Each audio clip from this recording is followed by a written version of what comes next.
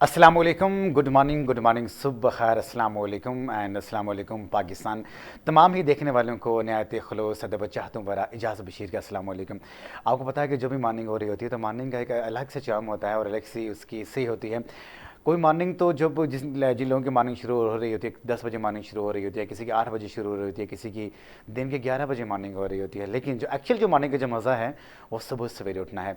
जब लोग हम सुबह सवेरे उठते हैं और उठने के साथ साथ इंसान नमाज़ अदा करता है, नमाज़ अदा करने के बाद इंसान एक्सरसाइज को निकल जाता है, मॉर्निंग वॉक को निकल जाता है, तो उसकी मॉर्निंग बहुत ज़बरदस्त हो रही होती है। आपको पता भी है कि जब अल्लाह तबारक तआला की ये बेबहाश जो मखलूक़ात हैं और जब हम मॉर्निंग वॉक पे जा रहे होते हैं, एक्सरसाइज कर रहे होते हैं, तो हमारे साथ वो भी साथ साथ हो रही होती हैं। को अपने अपने लफ्ज़ों में, अपने अपने अंदाज में, अपने अपने वॉइस में अल्लाह ताला की हमद सना बयान कर रहे होते हैं।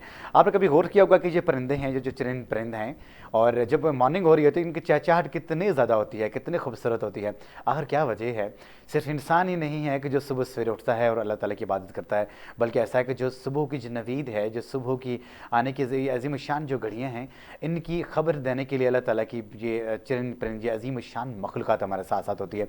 बड़ा अच्छा लग रहा होता है जब हम ओपन एयर में जाते हैं। जब ओपन एयर में जाते हैं तो रात की जो हमारी थकावट हो रही होती है, जो नींद से हमारे बॉडी शेल हो रही होती है, आपको पता है कि जब हम अपने बेड पे होते हैं और जब हम लोग उसके बाद हम लोग नाश्ते की सोचते हैं, लेकिन जो अच्छे जिनको अपनी ज़िंदगी से प्यार होता है, अपनी हेल्थ से प्यार होता है, अपने आप से प्यार होता है, तो उनको ये आइडिया होता है कि यार इंसान को अपने आप को प्यारा बनाने के लिए, अच्छा दिखने के लिए, अपने आप को ज़िंदगी में आगे लेके जाने के लिए तो इंसान को एक अच्छी सोच की ज़रूरत होती है, अच्छी बॉडी की ज़रूरत होती है।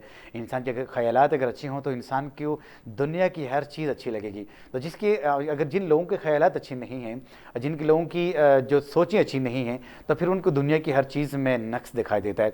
वो कहते हैं कि जो इंसान के जो ख़यालात होते हैं वो हमारे जिस्म की अक्कासी कर रहे होते हैं।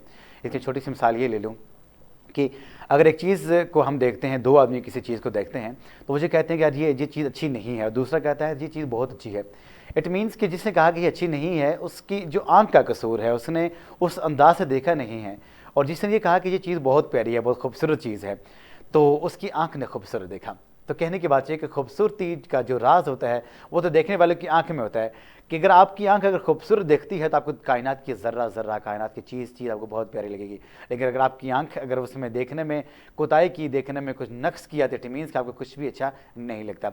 मॉर्निंग वॉक की हम लोग बात कर रहे थे, तो मॉर्निंग वॉक के जो सबसे जो अजीम, जो मैं ये समझता हूँ कि जो फ़राइज़ होते हैं इंसान की ज़िंदगी में, जो फ़ायदे होते हैं, पहला फ़ायदा तो ये होता है कि जब आपका जो बॉडी रात को सोया होता है और शिल हो जाता है, उसको एक्टिवेट करने के लिए, क्योंकि आपने दिन में बहुत ज़्यादा हमें काम करने पड़ते हैं, बहुत ज़्यादा हमारे टास्क होते हैं, डे प्लान्स होते हैं, उसके लिए जब आप मॉर्निंग वॉक का सहारा लेते हैं तो इट मीन्स कि आप अपने बॉडी को चार्ज अप करते हैं। इसकी मिसाल ये है कि जब आप अपने घरों से निकलते हैं, अगर आपके पास कोई वैन है, गाड़ी है, जो भी है कन्वेंस है, तो कुछ देर आप उसको यहाँ पे स्टार्ट करते हैं ताकि वो थोड़ी स्टार्ट रहे और उसमें थोड़ी हीट पैदा हो और एनर्जी पैदा हो, तो देन फिर हम उसे गो थ्रू करते हैं।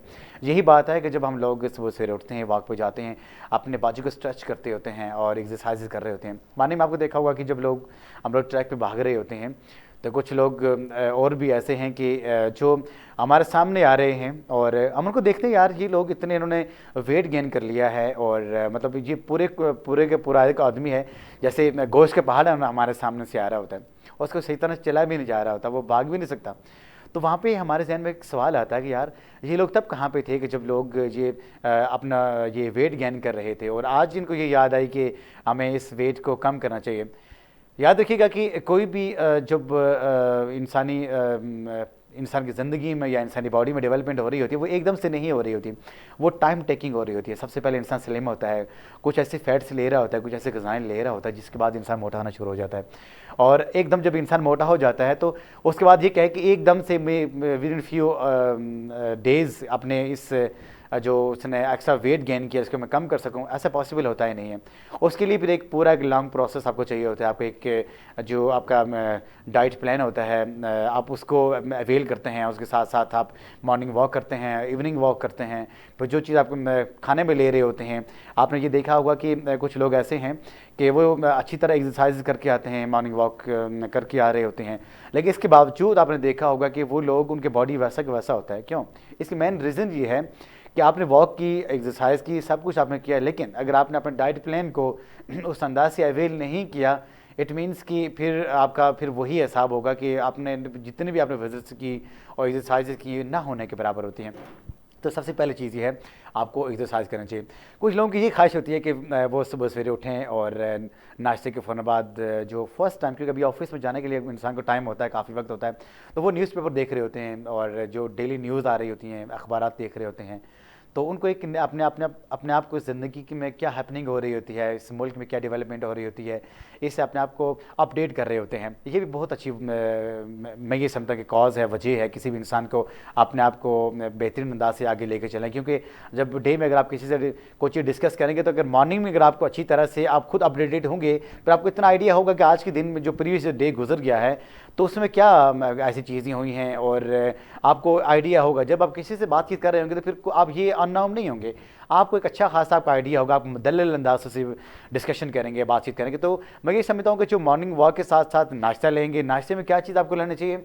सबसे पहले आप अपने जो डॉक्टर्स होते हैं उनसे आपने हमेशा ये बात याद रखिएगा कि जो लोग अपना वेट को गेन करने के लिए वॉक कर रहे होते हैं, एक्सरसाइज कर रहे होते हैं, उनका सीन और है। लेकिन जो अपने वेट को लूज़ करने के लिए अगर उन्होंने कुछ ऐसी एक्सरसाइज करना शुरू की हैं, तो उनको जो उनको डाइट प्लान दिया जाता है उसके ऊपर हमेशा इंसान को इम्प्लीमेंट करना चाहिए। यही वो ऐसी बातें होती हैं कि जो आपकी ज़िंदगी में काम आती हैं। एक आदमी से किसी ने पूछा कि आपका जो बॉडी है इतना खूबसूरत, माशा आपने इसको मेंटेन किया, उसकी वजह क्या, आप कुछ चीज़ खाते नहीं हैं। उससे ज़बरदस्त अंदाज से बात की। उसने कहा कि ज़िंदगी के दो मकासद होते हैं। कि वो ये मकसद होता है कि जीने के लिए इंसान खाता है, एक ये होता है कि इंसान खाने के लिए जीता है। तो इंसान का मकसद ये हो कि इस तरह कि जीने के लिए इंसान खाए या खाने के लिए इंसान जिए, इनका जो दरमियान जो डिफरेंस है इंसान का फील करना चाहिए। उतना इंसान को खाना चाहिए ताकि उसकी ज़िंदगी गुजर सके, इतना कभी भी नहीं खाना चाहिए तो इंसान को उसको डाइजेस्ट करने के लिए इंसान को भागना पड़े। हमने बात की तालीम के एतबार से, हम यहाँ पे बातचीत करेंगे। और अभी लाइन पे जो हमारे मुअज़्ज़ज़ मेहमान लाइन अप हैं, मेरे साथ मौजूद हैं, स्काइप पे हैं। जनाब आगा साजिद साहब हमारे साथ हैं। अस्सलाम वालेकुम आगा साहब। वालेकुम अस्सलाम। जाज साहब ठीक है, आप खैरियत से हैं? अल्हम्दुलिल्लाह। आप सुने, आपकी सेहत कैसी है, खैरियत से हैं? जी शुक्र अल्लाह का शुक्र है। सबसे पहले आपको अस्सलाम वालेकुम, गुड मॉर्निंग। और आपकी मॉर्निंग ज़बरदस्त गुजर रही है, मैं देख रहा हूँ आप एनर्जेटिक के अंदाज से अपने ऑफिस में बैठे हैं या जहाँ भी बैठे हैं। तो कैसा लगता है सुबह सवेरे उठना और अपने आप को मेंटेन करना और फिर रूटीन लाइफ में अपने आप को मजबूल करना?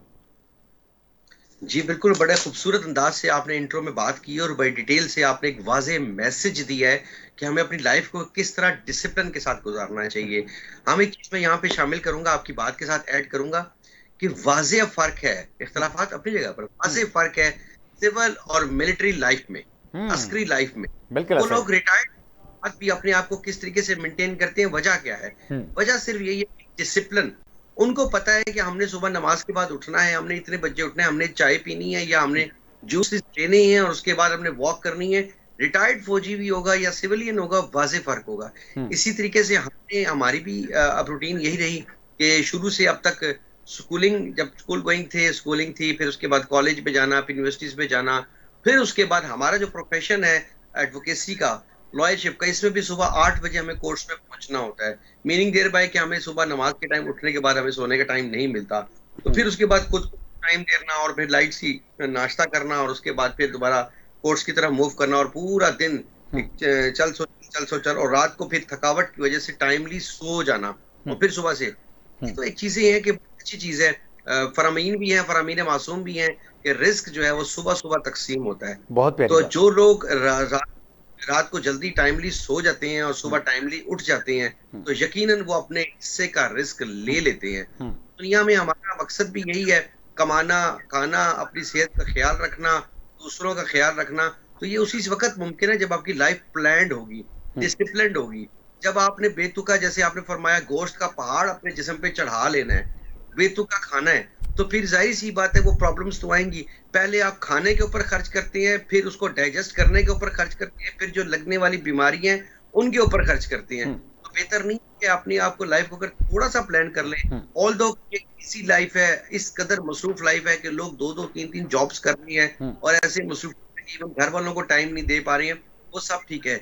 लेकिन जान है तो जहान है। अपनी बॉडी को टाइम देंगे, अपनी जात को टाइम देंगे, ज्यादा नहीं दें, सिर्फ आधा घंटा। जैसे आपने शुरू में कहा कि सुबह उठे, अपनी बॉडी को एक दफा वार्म अप कर ले, सिर्फ आधा घंटा देखें और उसके बाद मुनासिब सी ग़िज़ा खाएं, तो मेरा ख्याल है ये बड़ी अच्छे तरीके से हमारी ज़िंदगी एनहांस हो सकती है, ज़हनी तौर पे हम फ्रेश हो सकते हैं, खुद के लिए सोच सकते हैं, दूसरों के लिए सोच सकते हैं। लेकिन बेतुकी जो लाइफ हम लोग गुज़ार रहे हैं ना, वो एक खतरनाक चीज़ अलमिया है।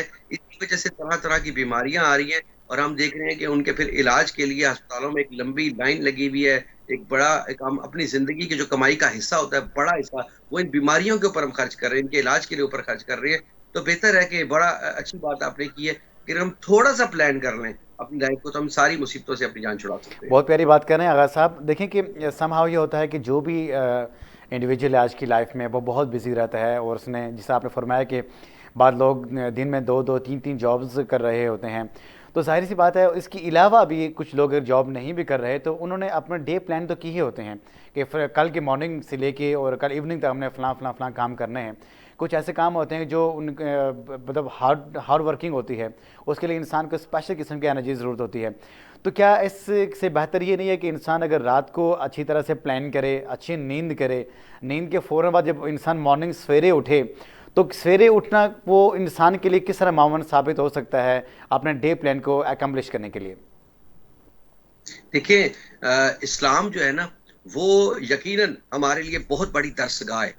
जब हमें शरीयत में जो दिन और रात का वो टाइमिंग है ना, वो इशा और फजर बताई गई है कि फजर में आपका दिन होता है और इशा में।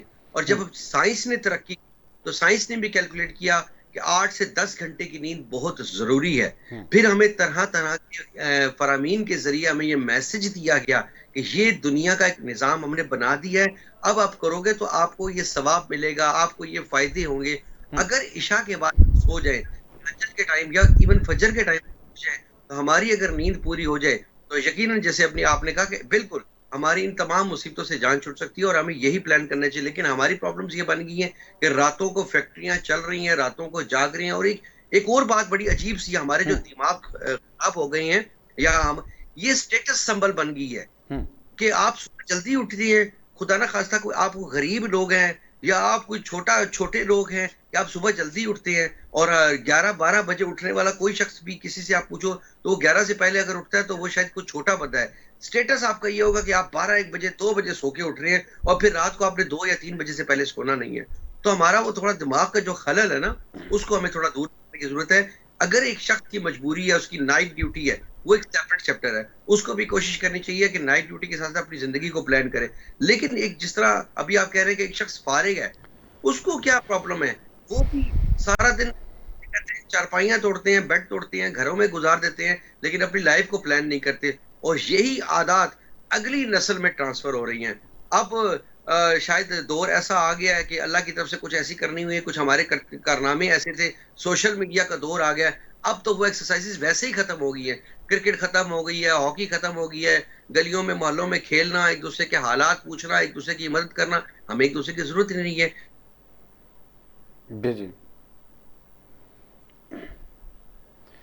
हमें एक दूसरे की ज़रूरत नहीं है। आगाज़ हाजी साहब हमारे बिल्कुल साथ साथ हैं, अभी उनका हमसे रब्ता थोड़ी देर ख़त्म हो चुका है।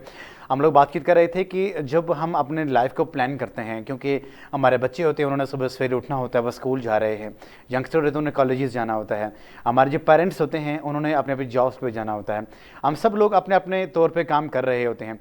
अगर इंसान एक सुबह सवेरे जो उठता है, उसको एक छोटी सी एग्जाम्पल आपने आपको ये देखे कि परिंदे अल्लाह ताला की कितने खूबसूरत मखलूक़ात होते हैं, ये सुबह सवेरे उठते हैं, और जब शाम हो रही होती है कि सबसे पहले अगर अपने घरों को लौटने वाले होते हैं, तो ये अजीम शान अल्लाह ताला की मखलूक होती है, जो हमें ये दर्स देती है कि रात आराम के लिए होती है और जो सुबह सवेरे उठना, उसमें अल्लाह ताला की बरकतें होती हैं। अगर हम सीखना चाहें तो अल्लाह ताला की इस मासूम मखलूक, जो अजीम शान मासूम मखलूक है, इससे बहुत कुछ सीख सकते हैं। हम चूंटी से सीख सकते हैं। आपको पता है कि छोटी सी चूंटी होती है, वो हमें 3 सब्जेक्ट्स दे रही होती है, 3 टॉपिक्स दे रही होती है। वो पहली बात वो अगर लाइन पे जा रही होती है, अगर आप उसके ऊपर उसकी लाइन ब्रेक करेंगे, लेकिन वो दाएं बाएं होगी, लेकिन फिर भी अपनी लाइन में चलना शुरू करेगी। इट मीन्स कि इंसान की ज़िंदगी में कोई गोल्स हैं, इंसान जब जा रहा है तो ज़िंदगी में अगर हडल्स आएँ तो इंसान को हडल्स को नहीं देखना चाहिए, अपने गोल की तरफ इंसान को देखना चाहिए। ये चूंटी हमें ये सबक दे रही है। और दूसरा सबक हमें ये दे रही है कि चूंटी को आपने देखा होगा, वो मसलसल जद्दोजहद कर रही होती है, दिन भर कोई ना कोई चीज़, तिनका, कोई अपनी खुराक वगैरह वो डम कर रही होती है, क्योंकि विंटर सीज़न में उसने ज़मीन के अंदर रहना है, समर सीज़न में उसने बाहर आ जाना है। समर में वो अपने आप के लिए तमाम गल्ला स्टोर कर रही होती है, और वो हमें ये दर्स देती है कि ज़िंदगी में अगर आपको मुश्किलात आएँ तो आपने घबराना बिल्कुल नहीं होता। क्यों कि 6 महीने के बाद उसको पता है कि जो इन अंधेरों में मैं रहूँगी, इसके फ़ौरन बाद उजाला आ जाएगा, फिर बाहर आ जाएगी, फिर रोशनी आ जाएंगी, फिर खुशबुएँ आ जाएंगी, फिर फूल आ जाएंगे। तो चूँकि हमें ये सबक देती है कि ज़िंदगी में अगर इंसान को कोई मुश्किल पेश आए तो इंसान को अच्छे वक्त का इंतज़ार करना चाहिए। इंसान की वाह वेला आओजारी फरियाद बिल्कुल नहीं करना चाहिए। ये चूंटी हमें सबक देती है। और तीसरा सबक वो चूंटी हमें ये देती है, वो अपने से ज़्यादा बोझ उठाती है। तो इसका जो हमें लेसन जो इंसान का मिलता है, अगर एक हल्की सी चूंटी वो अपनी ज़िंदगी गुजारने के लिए अपनी इस्तात से ज़्यादा बोझ उठा के अपनी ज़िंदगी को सैल बनाती है, तो इंसान अपनी ज़िंदगी में थोड़ा सा काम करके इंसान अच्छे की उम्मीद रखता है, ये बात बिल्कुल इंसान को नहीं करना चाहिए। बल्कि जहाँ तक इंसान बेस्ट ऑफ द बेस्ट दे उसके बाद इंसान करे, और उसके बाद अल्लाह ताला के ऊपर छोड़ दे। अल्लाह ताला की ये मखलूक भी हमें दर्स दे रही है, ये भी सिखा रही है कि सुबह सवेरे उठना और इंसान का अपने काम के साथ लगाव रहना, बी परसिस्टेंस रहना। क्या कहेंगे आगा साजिद साहब? बिल्कुल दुरुस्त कहा आपने। बात ये है कि बेतुकी लाइफ, अनप्लैन्ड लाइफ कोई लाइफ नहीं होती। दुनिया जो है वो फितरत के कानून पर बनी है। फितरत भी आपने देखा है, हर चीज की एक टाइमिंग है, हर चीज एक अपने तरीके कार के साथ होती है। दिस इज कॉल्ड नेचर, फितरत। जब फितरत अपनी रूटीन से हटती है तो वो मौजज़ा कहलाती है। बिल्कुल ऐसे। तो हमने ये देखा कि चांद अपने टाइम से 29 का होगा या 30 का होगा, एक रूटीन, एक फितरत है। उसने कभी 31 का नहीं हुआ, कभी 28 का नहीं हुआ। सूरज के निकलने की सर्दियों और गर्मियों में एक टाइमिंग है, कभी दिन को रात और रात को दिन नहीं हुआ। तो जब अल्लाह पाक ने एक निज़ाम फितरत बना दिया है तो हमें भी उस फितरत के असूलों के मुताबिक अपनी जिंदगी को ढालना होगा। बिल्कुल सही है, हमें भी अपने आप को ज़िंदगी के उस फितरत के मुताबिक ढालना होगा। आगा साजिद साहब बिल्कुल हमारे साथ साथ हैं। हम ये बातचीत कर रहे हैं कि देखिए कि जब बच्चे होते हैं, छोटे छोटे बच्चे सुबह स्कूल गोइंग होते हैं, अब देखिए कि इंतहा देखिए कि बच्चों का हम सुबह टाइमिंग के ऊपर अगर ज़रा सा भी बच्चा लेट हो जाए तो बच्चा कहता है पापा मुझे स्कूल से देर हो रही है, मुझे आप जल्दी टाइम पे, और बच्चे बाकी जो मेरे फेलोज़ हैं, जो फ्रेंड्स हैं, उनसे पहले मुझे कैरी करके स्कूल ले जाएं और आप मुझे ड्रॉप करो, उसके बाद आप जाएं या ना जाएं, ये आपका अपना फेल है। तो यहाँ पे बच्चा हमें ये दर्स देता है कि वो अगर इतना पंक्चुअल है, अपनी ज़िंदगी से इतना लव करता है, अपने प्रोफेशन जो उसके जो ड्यूटी असाइन की गई आपने पढ़ना है उसके बेहतरीन तरीके से अंजाम दे रहा है। और बच्चा जब स्कूल जा रहा है तो चाहे गर्मी हो या चाहे सर्दी हो, आप देखा होगा कि जो आने वाला जो दौर है विंटर सीज़न होगा तो वहाँ पे सुबह के टाइम कितनी सर्दी होती है, और मतलब उस लिहाज से ठंडने वाली सर्दी होती है। इसके बावजूद बच्चा उठेगा, अपने आप को प्रिपेयर करेगा, अपनी बुक्स वगैरह रेडी करेगा, बैग रेडी करेगा और स्कूल की तरफ गामज़न हो जाएगा। और लेकिन जो हमारे जो बड़े हैं, जो हम लोग हैं, अगर हम अपने आप को डिसिप्लिन नहीं रखते, आपको ये देखा होगा कि जिस तरह आगा साजिद साहब ने फरमाया कि ये ट्रेंड यहाँ पे हो गया है कि हम अपने आप को लेट करने में फ़ख्र महसूस करते हैं, और जो भी लेट हो जाता है आप कहते हैं यार आप ऑफिसर टाइम के तो आप नाश्ता कर रही हो, बड़ी बात है यार। जो सवेरे 5 जाए कहते हैं यार आप क्या इतने सवेरे यहाँ पे 5 गए हो। तो लेट से आता है यो आ गई जनाब, ऑफिसर आ रहे हैं हमारे, जो ऑफिसर टाइम के मुताबिक आते हैं। याद रखिएगा अगर साजिद साहब भी हमारे साथ हैं। शाह जी, मैं आपकी वसातत से छोटा सा वाक़या मैं आपके सामने पेश करूँ।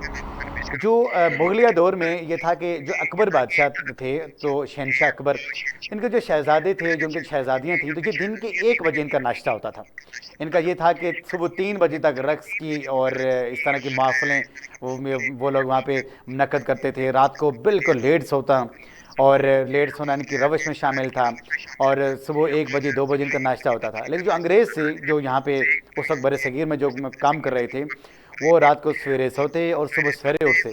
और सुबह जब 8 बजे वो जो आदमी एक आदमी अपना लिख रहा है वाक़या, जैन ऑटन उसका नाम है, उसने कहा कि जब मैं वहाँ पे था सब कॉन्टिनेंट में, तो सुबह सवेरे उठता 8 बजे, और 10 बजे मेरा वहाँ पे नाश्ते का टाइम होता था। नाश्ता करने के फ़ौरन बाद जब मैं लंच के ऊपर जा रहा होता था दिन को, उस वक्त जो शाही महल था उसकी रौनकियाँ होती थी नाश्ते की।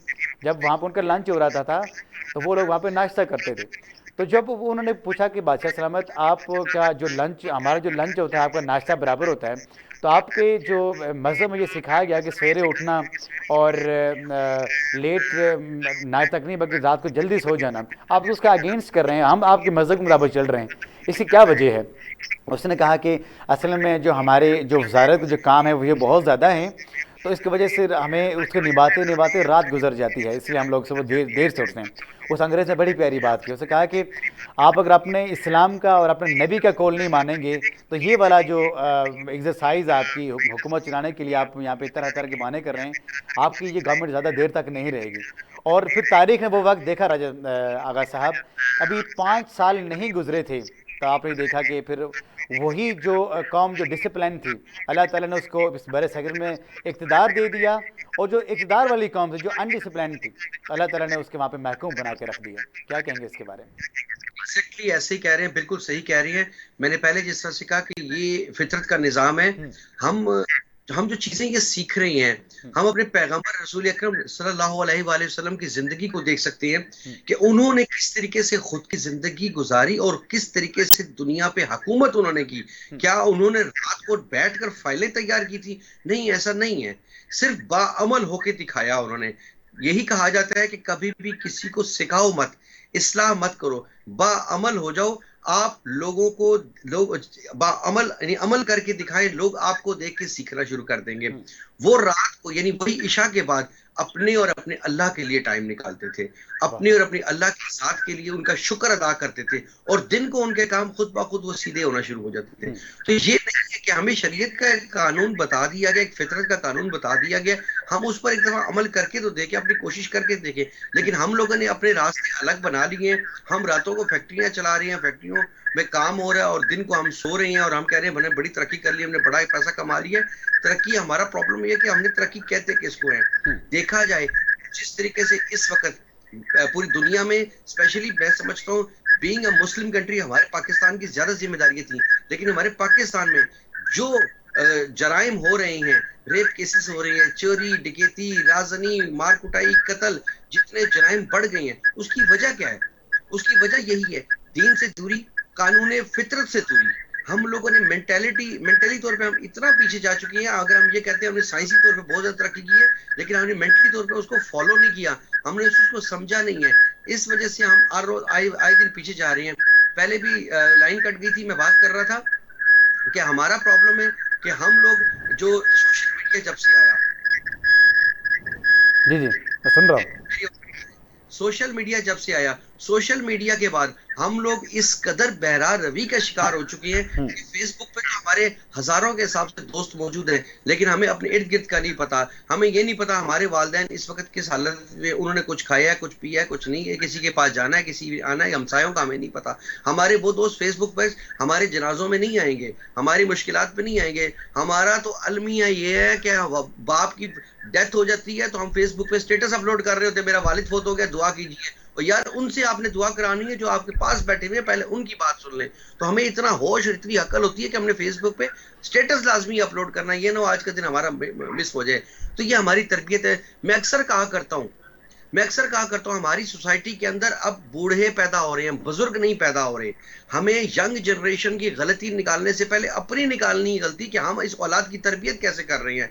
जब हम बच्चे को 5वीं या 7वीं क्लास के अंदर गाड़ी की चाबी उसको दे देंगे कि तुम स्कूल जाओ, घूमो फिरो, जब हम उसको मोबाइल दे देंगे कि ठीक है जो मर्जी करो, ऑनलाइन तालीम यकीनन पूरी दुनिया में या पाकिस्तान में भी अब मजबूरी बन चुकी है, लेकिन एक तालीम का कोई टाइम होता है। उसके अलावा बहुत सारी चीजों पे जब हम उसको नमाज पढ़ने की ताकीद नहीं करेंगे, सख्ती नहीं करेंगे, उसको सुबह उठाने के लिए डिसिप्लिन नहीं सिखाएंगे, जब हम उसकी तरबियत, उसको बैठ के उसकी बात नहीं सुनेंगे, खुद मियाँ बीवी, खुद माँ बाप पार्टियों में मसरूफ है, बाप पैसे कमाने में मसरूफ है, तो कैसे हम लोग तरबियत करेंगे? हम तरबियत नहीं कर सकते। जब हम तरबियत नहीं करेंगे तो यंग जनरेशन से हम किसी किस्म की तवक्को भी ना रखें। हमारी प्रॉब्लम इस वक्त ये बन गई है, सोने पे सुहागा। मैं अपनी बात को दूसरी तरफ लेके चलूं, इंतहाई अफसोस के साथ रात की जो ब्रेकिंग न्यूज आई है कि तमाम तलबा को, मैट्रिक और जो एफए के तलबा हैं, उनको आप पास कर दे रियायती नंबर देकर। What the hell is this? क्या करने जा रहे हैं? हम तबाह करने के लिए जा रहे हैं पूरी इस कौम को। हमारे कोविड में 2 साल गुजर चुके हैं और आज तक हमें यह समझ नहीं आई है कि ऑनलाइन तालीम हमने कैसे करवानी है। हमारी गवर्नमेंट कर क्या रही है? हमारे असातिज़ा कर क्या रहे हैं? प्राइवेट स्कूल सिस्टम कर क्या रहा है? हमारे थिंक टैंक्स हैं कहाँ पे? हम एक और जनरेशन खराब करने के लिए जा रहे हैं। देहातों में जब बच्चा को मैट्रिक कर लेता है तो उसके बाद उसने ये सोच लिया होता है कि अब मैंने जनाब मैं मास्टर्स कर चुका हूँ, सब कुछ कर, अब मेरी नौकरी, मेरा हक बनता है, गवर्नमेंट की जिम्मेदारी बनती है। तो वहां यहाँ तो मैट्रिक और एफए की तालीम असनाद देने के बाद ये कहाँ से नौकरियां लेके आएंगे? ये कहां से ये कैलकुलेट होगा कि जनाब, अब ये कैलकुलेशन क्या आएगी कि जनाब ख्वानदा लोग, एजुकेटेड लोग हमारे मुल्क में इतने परसेंट लोग हैं, लेकिन उनको आता क्या है, उनको समझ क्या है। जो बच्चा इस वक्त 3-3, 4-4, 5-5 दफा मैट्रिक के इम्तहान दिए, एफए के इम्तहान दिए, वो पास नहीं कर सका, वो भी पास करके डिग्री लेके बैठ जाएगा और मुकाबले में उनके आके बैठ जाएगा जनाब मैंने पढ़ा हुआ है। तो हम लोग अभी तक अपनी पॉलिटिक्स, जो हमारी ऑफिशियल पॉलिटिक्स है, हम उससे बाहर नहीं निकल सके हैं कि हम तवज्जो दे सके सिस्टम के ऊपर। एक प्लानिंग आती है, अब दो चीजें हैं इसमें, एक स्ट्रेटेजी, एक पॉलिसी इंट्रोड्यूस करवाई जाती है, उसमें इस कदर इबाम होता है कि वो प्रैक्टिकली पॉसिबल नहीं है। खुदा ना खास्ता कहीं पर उस फ्लेक्सिबिलिटी की शक्ल आ जाए तो हमें अपनी सियासत चमकाने के लिए हम तनकीद बराए तनकीद करके उसको मजीद खराब करने की कोशिश करते हैं। तो हमारा यहाँ पे खराब है दिमाग। मैं एक चीज आपको बताऊं, क्लास के अंदर टीचर बच्चे को कह दे खामोश, वो एक आवाज निकाले चुप कर जाए, तो वो अगर एक बच्चा दूसरे को बताए इसी तरह एक्ट करके कि चुप कर जाओ, दूसरा तीसरे को बताए, तो क्लास में शोर पड़ जाएगा खामोशी की बजाय।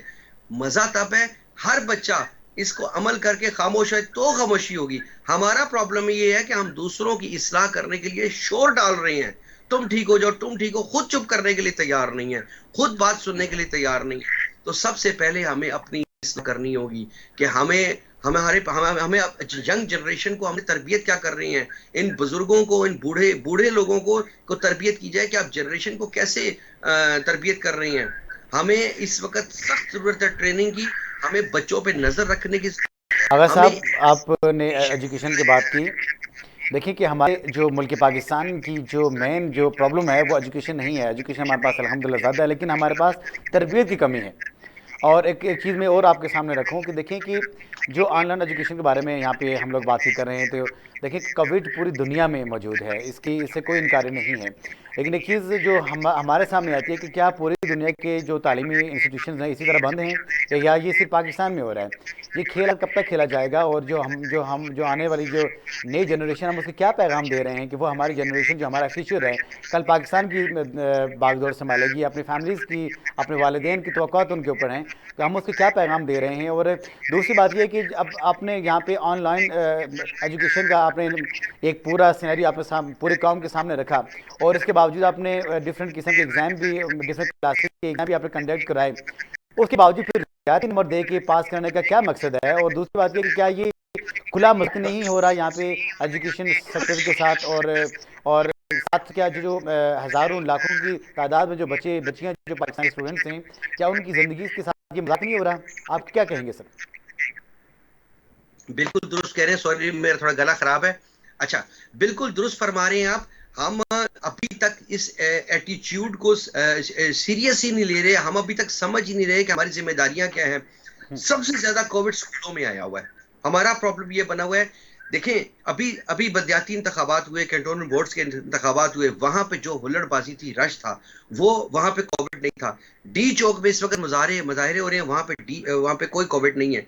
पार्लियामेंट हाउस के अंदर एक टाइम में कितने लोग बैठे होते हैं, वहां पे कोई कोविड नहीं है।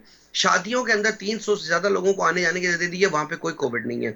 यहाँ कचहरी के अंदर हम देखते हैं कि 1 लाख प्लस, रावलपिंडी की बात कर रहा हूँ, 1 लाख प्लस लोगों का डेली आना जाना है यहाँ पर, और वहां पर कोई मास्क, कोई एसओपी कुछ भी नहीं है। लेकिन ये सारे इदारे खुले हैं, सिर्फ और सिर्फ कारोबार तबाह किया जा रहा है। मुझे ये बताएं, 3 दिन कारोबार बंद करने से 4 दिन, यह हर दफा हर फोरम पे, हर चैनल पे 100 दफा बात हो चुकी है, मुझे ये समझ नहीं आती है। 3 दिन जब कारोबार बंद करते हैं, 4 दिन कारोबार खुलता है, तो लोग टूट के आते हैं, बाजारों में रश बढ़ जाता है, तो कोविड की शरह कैसे कम हो जाती है? हमें तो इस चीज की समझ नहीं आ रही है। हॉस्पिटल में आप चले जाए, फैक्ट्रीज में आप चले जाए, वहां पे किसी एसओपी को कोई फॉलो नहीं किया जा रहा। सिर्फ और सिर्फ इनका जोर चलता है, इनकी बदमाशी चलती है प्राइवेट स्कूल्स के ऊपर कि अगली आने वाली जनरेशन को प्री प्लान तबाह किया जाए, खत्म किया जाए। इस पे सोचने की जरूरत है। मसला क्या है, मुद्दा क्या है, सिर्फ इस वक्त तक कोई ऐसी चीज, कोई इसका मेन मसला ये है कि जब गवर्नमेंट इस किस्म की जो फैसले लेती है, ऐसे डिसीजन करती है, तो वो जो अपने जो उनके चंद अफसरान रहते हैं उनको अपने साथ में लाती है। क्योंकि आपको ये भी पता है कि जो प्राइवेट स्कूल एसोसिएशन है ये एक मेजर स्टॉक होल्डर है यहाँ पे गवर्नमेंट का।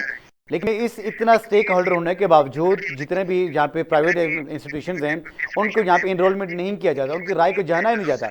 उनके एग्ज़ाम शुरू हो रहे होते हैं, उनकी वहाँ पे क्लासेस हो रही होती हैं, एकदम से उनको नोटिफिकेशन जारी कर दिया जाता है कि आप स्कूल को बंद करें, नहीं तो हम आपको आपके स्कूल को सील कर देंगे। मतलब ये क्या मजाक हुआ? अगर आपको ये पता है कि 64% आपकी इस एजुकेशन सेक्टर में प्राइवेट सेक्टर्स है, तो बाकी जो रिमेनिंग जो सेक्टर बचता है वो आपका गवर्नमेंट सेक्टर है। तो गवर्नमेंट सेक्टर में तो जो जहाँ पे एजुकेशन हो रही है वो आपके सामने है, मेरे सामने है। लेकिन जब ऐसी यहाँ पे स्ट्रेटजीज बनाई जाती हैं, तो ये लोग जो प्राइवेट स्कूल एसोसिएशन होती है, जो प्राइवेट कॉलेजेस के लोग होते हैं, उनको क्यों नहीं शामिल करते? देखिए, बात फिर वही है कि बड़े लोगों को, 3-4 लोगों को साथ मिला लिया जाता है, उनको बेनिफिट्स दे दिए जाते हैं, उनको प्लॉट्स दे दिए जाते हैं। आप समझ रहे हैं मैं बात क्या कर रहा मैं हूँ? समझ रहा हूँ, मैं उनको समझ रहा हूँ। उसके बाद वो नीचे जो लोग हैं वो सिर्फ सिर्फ एक जत्था ही रह जाते हैं। बात ये है कि अपने हकूक के लिए अपोजिशन रोड्स पे आती है, अपोजिशन आके शोर डालती है। अभी इलेक्ट्रॉनिक वोटिंग मशीन का जो इंट्रोड्यूस करवा रहे हैं, बिला वजह का इन्होंने, अपोजिशन ने सोच रखा कि हमने अपोज करनी है चीजें, और वो अपोज कर रहे हैं उसको। इस मसले के ऊपर जो अगली जनरेशन तबाह होने जा रही है, इनको होश नहीं है, इनको समझ नहीं आ रही है। मैं ये कहता हूं कि इस वक्त प्राइवेट स्कूल एसोसिएशन को एक दफा फिर मुतहद होना पड़ेगा। इनके बड़े लोग जो आपस में मिली भगत कर रहे हैं, अगर गवर्नमेंट से अगर कुछ ऐसा सीन कर भी रही हैं, तो उनको उहदों से हटाएं, अपोजिशन के कुछ सीनियर मेंबरान को साथ मिलाएं, अब प्रॉपर तरीके से एहतजाज करें, अब कुछ करके दिखाएं, अब प्रैक्टिकली करना पड़ेगा। हमें अपनी जिम्मेदारियां अदा करनी पड़ेंगी। हमारे इलेक्टेड नुमाइंदे इस वक्त कहां पर है? ये नुकसान सिर्फ और सिर्फ मेरा और आपका नहीं हो रहा, ये इलेक्टेड नुमाइंदे, इनके रिश्तेदारान हैं, खुद इनकी औलादें हैं। कितने परसेंट पॉलिटिशियंस हैं जिनकी औलादें बाहर मुल्कों में पढ़ रही हैं? ज्यादा से ज्यादा 2-3% लोग हैं, लेकिन बाकी जो 5-6-7% लोग हैं, उनकी औलादें यहीं पर ही हैं, और यहाँ पर पूरा निजाम तालीम कोलैप्स कर गया है। और एक और बड़ी इंपॉर्टेंट बात कि जी जी। यहाँ पर जो बड़े स्कूल सिस्टम है, जिनमें बीकन हाउस है और दीगर स्कूल हैं, वो स्कूल अब भी खुले हैं, वो अपनी बदमाशी कायम रखे हुए हैं, वो हुकूमत को भत्ता दे रहे हैं, वहां पर स्कूलिंग उसी तरीके से जारी है। अगर बहुत कोई मजबूरी उनको पड़ती है तो वो ऑनलाइन उसी तरीके से कर रही हैं, वो नियायती नंबर देके पास नहीं कर रहे हैं। ये ट्रेंड सिर्फ पाकिस्तान में पंजाब हुकूमत और ये बाकी दीगर हुकूमतों की तरफ से जो पाकिस्तान में छोटे स्कूलों के लिए, सरकारी स्कूलों के लिए ट्रेंड लाया गया है कि एक नालायक जनरेशन पैदा की जाए। मुझे समझ नहीं आ रही है कि ये क्या कह रही है। हमेशा प्लानिंग होती है 10-20 साल पहले होती है। अगर आज इस तरह की जनरेशन लेके आ रहे हैं, तो आने वाले 10 साल में किन लोगों को पैदा करने जा रहे हैं? स्किल्स हमारे पास खत्म हो गई है, इंडस्ट्री हमारे पास खत्म हो गई है, इकोनॉमिकल सिस्टम हमारा वीक हो चुका है, मजदूरी हम करने के लिए तैयार नहीं है, मोबाइलों ने हमें बिल्कुल हमें जाया कर दिया है कि हम किसी और सोच की तरफ है ही नहीं है। जो हमें 5 मिनट फालतू मिलते हैं, वो हम मोबाइल के अंदर गुम होते हैं, या दोस्तों यारों के साथ बातचीत करने में हमारी स्किल्स खत्म हो गई है, एजुकेशन हमारी खत्म हो गई है। हम जा किस तरफ रहे हैं? आने वाले 5-6-7 साल इंतहाई भयानक टाइम आने जा रहा है पाकिस्तान के ऊपर, लेकिन इनको समझ नहीं आ रही है कि ये 2 साल के अंदर हमारी सबसे जनरेशन मेजर जो खराब हुई। लॉस हमें हो रहा है वो हमें एजुकेशन सेक्टर पे हो रहा है। आपको पता भी है कि एजुकेशन सिस्टम को अगर तबाह करने का मतलब ये है कि अपने आप को तबाह करना, कि बिल्कुल मुतरादिफ कहेंगे। और दूसरी बात है कि जब हम जान के अगर हम इसके साथ एजुकेशन सेक्टर के साथ ये खिलवाड़ कर रहे हैं, इट मीन कि जो आने वाली जो जनरेशन है, जो हमारे जो बच्चे हैं, जो हमारी नस्ल है, वो उस लिहाज से हम उनको तबाह कर रहे हैं। और जब हम खुद अपने साथ ज्यादती करें तो और कौन ऐसा आएगा जो हमें समझाएगा? इसकी एक छोटी सी मिसाल मैं आपके सामने रखूं कि जब हम एजुकेशन सेक्टर की बात करते हैं, तो कुछ लोग हमारे साथ ऐसे भी होते हैं जो प्राइवेट स्कूल एसोसिएशन के नुमाइंदगान होते हैं और होते हैं, वो बार बार हमारे इस शो में आते हैं और आके यही मतलब होता है कि भाई गवर्नमेंट का अगर हमसे कोई प्रॉब्लम है तो हमसे ज़्यादा टैक्सेस भी ले रही है, वो हमसे ज़्यादा फीसेस भी ले रही है, रजिस्ट्रेशन फीसेस चार्ज कर रही है। इतना कुछ होने के बावजूद जो हमारा जो मेन मोटिव है ताकि हम अपने बच्चों को पढ़ाएं, एक अच्छा पढ़ा लिखा पाकिस्तान यहाँ पैदा करें, आने वाली जो हमारी जनरेशन है उसको ज़बरदस्त किस्म के अंदाज के मुताबिक इस अच्छे नेक रास्ते के ऊपर गामजन करें। लेकिन इस रास्ते को चलाने के लिए गवर्नमेंट तरह तरह के हीले बहाने तलाश करके और हर 2 हफ्ते के बाद 1 हफ्ते के बाद हमारे स्कूल को बैन कर देती है और लॉकडाउन लगा देती है और ये कहती है कि यहाँ पे कोविड की वजह से ख़तरा है। भाई अगर कोविड की वजह से ख़तरा है तो आपको ये भी पता है कि यहाँ पार्क्स खुले हुए हैं, आपको ये पता है कि हमारे मॉल्स खुले हुए हैं, हमारे बाज़ार खुले हुए हैं, हर चीज़ खुली हुई है।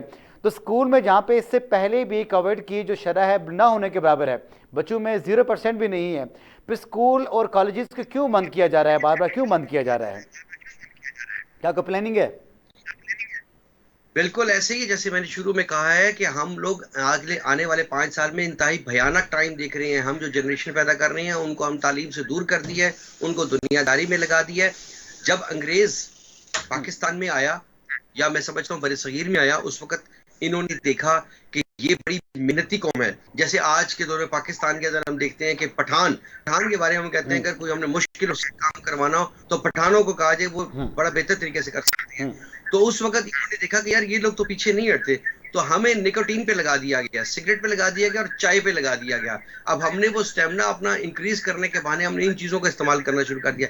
इसी तरीके से अब हमें तबाह करने के लिए सोशल मीडिया पे लगा दिया गया। मजीद तबाह करने के लिए, जैसे अभी आपने कहा कि प्राइवेट स्कूल एसोसिएशन के चंद नुमाइंदगान को खरीद लिया जाता है, गिव एंड टेक कर लिया जाता है, जिसके बाद बाकियों की जुबान बंद कर दी जाती है। इसी तरीके से हमारे गवर्नमेंट के चंद लोगों के साथ गिव एंड टेक कर ली जाती है इंटरनेशनल पॉलिसी के तहत। हम वो नालायक लोग हैं कि हमारे लिए हमारा तो रेट भी बहुत थोड़ा, बड़ी आसानी के साथ बिक जाते हैं। इंतहाई अफसोस की बात है। इस वक्त आपने देखा कि अफगानिस्तान में क्या हालात है, वहां पर कोई कोविड नहीं है, वहां कोई परेशानी नहीं है। आपने देखा ईरान में, चाइना में, दीगर कंट्रीज में कोविड पे सबने कब्जा काबू पा लिया है। और कोविड अगर है भी तो उस तरीके से नहीं है, उस तरीके से एसओपीज पे अमल दरामद नहीं हो रहा, क्योंकि अब वो मामला सेटल हो चुके हैं। लेकिन हमारे यहाँ हर महीने या 2 महीने के बाद मैं अक्सर ये बात करता हूं कि डायरेक्टली प्रोपोर्शनल है पॉलिटिक्स के कोविड-19। इधर पॉलिटिक्स में गवर्नमेंट को कुछ खतरा महसूस होता है, इधर कोविड-19 सर उठाना शुरू करता है। इधर पॉलिटिक्स में पीडीएम की जानिब से ढीले होते हैं, आपस में झगड़ा करते हैं, आपस में लड़ाई करते हैं, इख्तलाफात बढ़ते हैं, खामोशी इख्तियार की जाती है। कोविड-19 भी खत्म हो जाता है, स्कूल खुलना शुरू हो जाते हैं, मामलात ठीक हो जाते हैं। क्या समझ आ रही है इन चीजों से? हमें इन चीजों से यही समझ आ रही है कि ये कोई प्लान हमारे साथ कोई खेल खेला जा रहा है। अब हमें इस पे सीरियसली सोचना होगा। और अगर गवर्नमेंट ने इस पे तवज्जो नहीं दी, क्योंकि 3 साल गवर्नमेंट के गुजर चुके हैं, मजीद 2 साल इन्होंने गुजारने हैं। अब कभी वो अपोजिशन की तवज्जो बदलाते हैं, कभी वो अवाम की तवज्जो बदलाते हैं, कभी वो दीगर इंटरनेशनल जो हमारे सारे हमारे जो स्टेक होल्डर्स हैं उनकी तवज्जो तब्दील करने के लिए कभी मीडिया पे कभी कुछ चल रहा है, और इस तरह से वक्त गुजरता जा रहा है। अब बहुत हो गई, अब हमें खुद से सर उठाना होगा। मैं मीडिया के तवज्जो से, चूंकि मैं खुद भी जेएनएन का, चूंकि आपको पता है, हिस्सा हूं, और मैं इस तवज्जो से मैं भी कोशिश करूंगा, आप लोगों से भी बार बार रिक्वेस्ट करूंगा, इस पे बार बार प्रोग्राम्स किए जाएं, आईएफ तक ये मैसेज पहुंचाया जाए,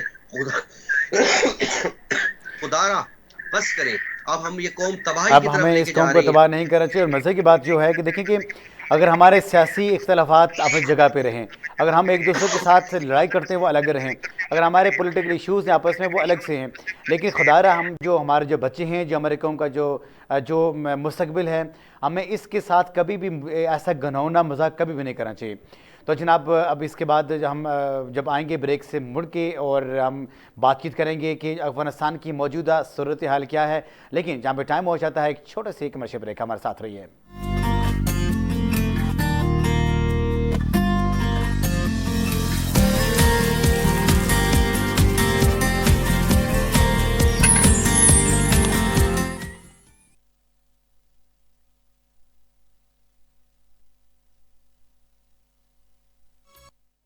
जिस शख्स ने अल्लाह के लिए इस शान से हज किया